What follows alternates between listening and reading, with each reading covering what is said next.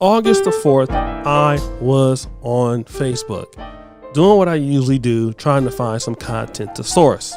And I came across one of my good buddies on the platform. Now, for all intents and purposes, I will block his name and his photo so you don't know who we're talking about, right? And he posted this on his Facebook. Still letting your sons wear bonnets to school, huh?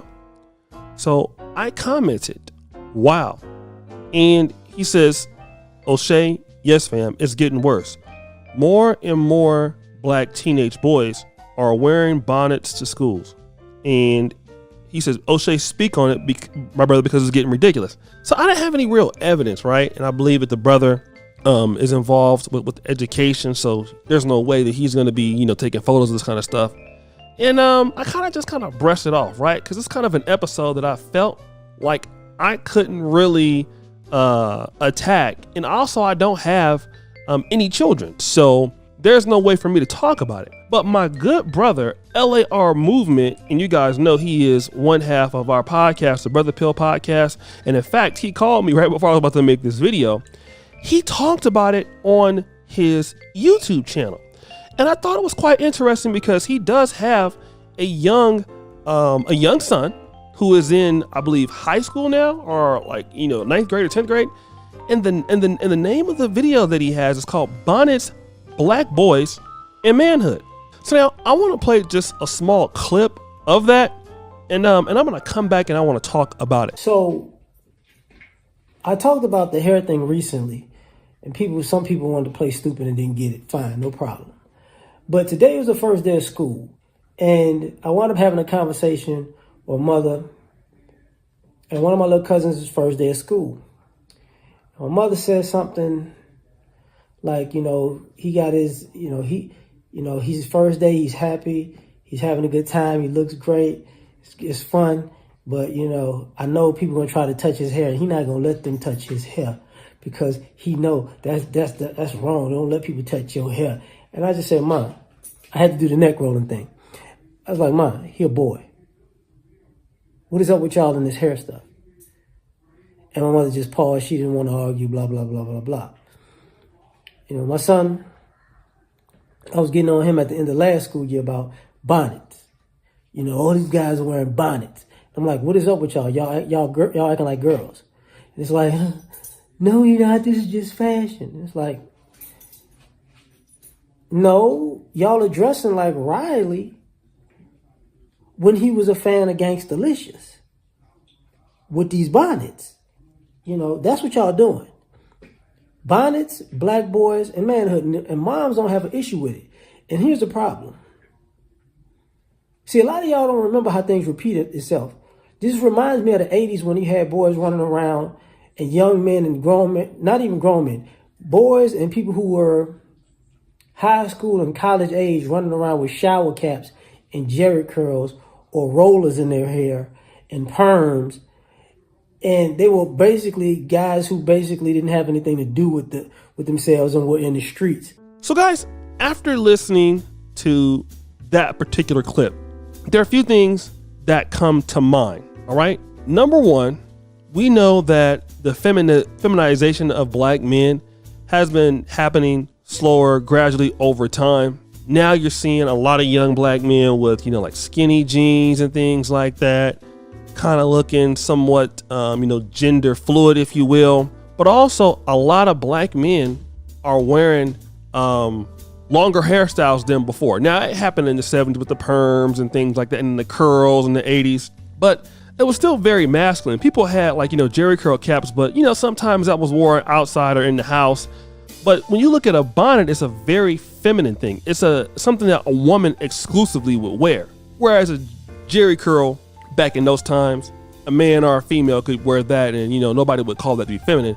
But when you see a bonnet, clearly it is for ladies. And so what you're seeing is a lot of men who have their hair that are longer and more unique hairstyles. They want to wear their bonnets to school, which I always felt that a bonnet was something that you wore at home in preparation for the next day, right? Like in, in the 80s, 90s, 2000s, some of us, we had wave caps.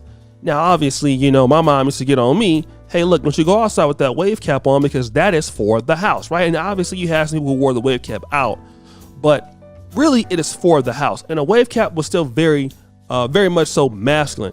But you're seeing these young black men who are doing this, and they don't find any issue with them choosing that route, because they don't see the femininity issue in it, and that is the problem. Okay, number one, the bonnet thing, in my honest opinion, and we know that people have talked about that. Monique talked about ladies who wear bonnets, and I'm in 100% agreement.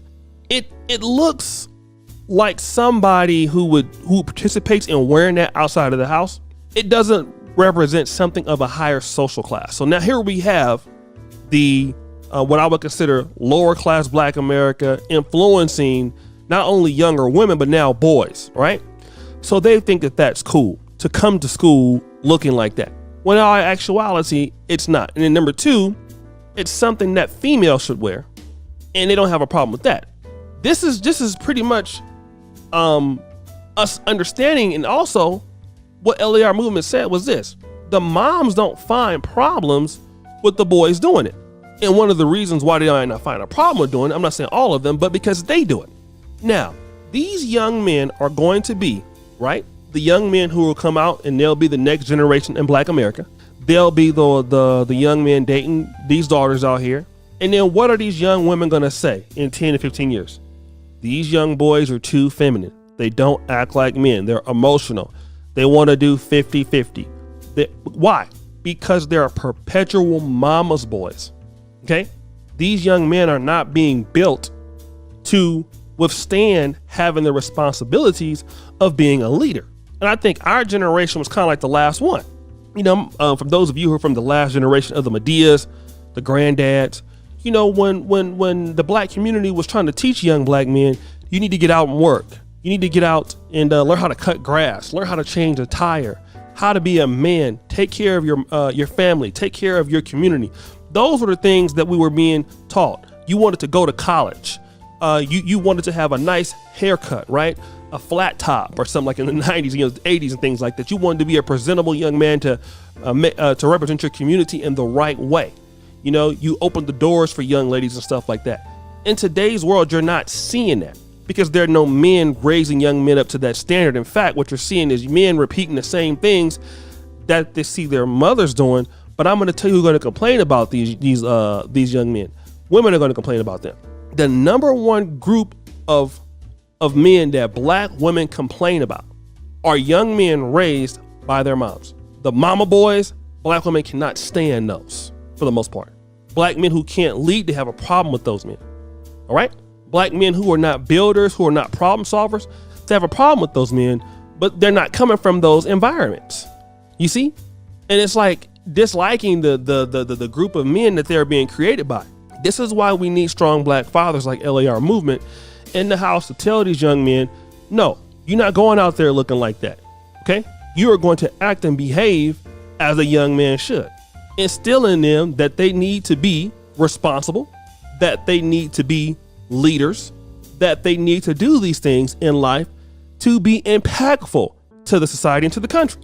These are the things that we were taught, at least I was, coming up as a kid. I still hold those values and those tenets to this day. But guys, what do you think? It's your boy, O'Shea Duke Jackson, back at it again with another episode of The Celebrity Junk. Appreciate you for all that you do. We're out.